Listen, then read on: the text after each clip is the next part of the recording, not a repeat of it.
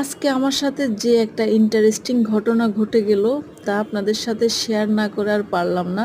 আমি রাস্তার ভিডিও করার জন্য ক্যামেরাটা অন করছি, কিন্তু ওই রাস্তাতে আমার রিক্সাটা যাইতেই পারলো না। কারণ রং সাইড দিয়ে রিক্সা চালানো যাবে না, পুলিশের বাধার সম্মুখীন হলাম প্রথমে। তারপরে রিক্সা থেকে নামার আগে ভাড়া দিব, এমন সময় দেখি আমার মানিব্যাগে টাকা নাই। তারপরে রিক্সাওয়ালা মামাকে বললাম, মামা বিকাশের দোকান কোন দিকে আছে, ওইদিকে নিয়ে যান। তারপরে মামা কি করলো, আমাকে বিকাশের দোকানে নিয়ে আসলো। বিকাশের দোকানে আসি, দেখি বিকাশওয়ালা ভাইয়ের পেটে খুবই খিদে লাগছে মনে হয়, ওনার পেট ফিটাফিটি শুরু করলো। আমার রিক্সাওয়ালা মামাটা খুবই ভদ্রলোক ছিলেন, তো উনি দাঁড়ায় আছেন আমার অপেক্ষায়। তারপরে আমি কি করলাম, টাকা টুকা উঠানোর ব্যবস্থা করে ফেললাম।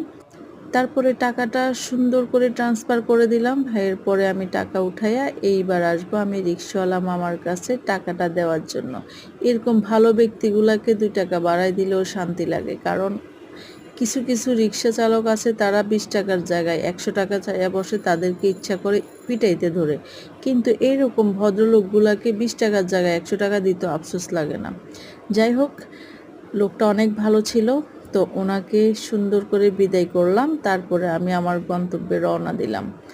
ইচ্ছা করছে পুলিশ বেটাকে একটু বলতে, আমাকে একটুখানি জায়গা সামনে আমাকে যাইতে দিলেন না কেন। পরদিন ভাবলাম, না, আসলে আইন কানুন তো মানতে হবে। আমরা যদি আইন শৃঙ্খলা যদি না মানি, তাহলে তো আমাদের দেশটা এমনিতে আমাদের জন্য অপরিষ্কার হবে, তাই না?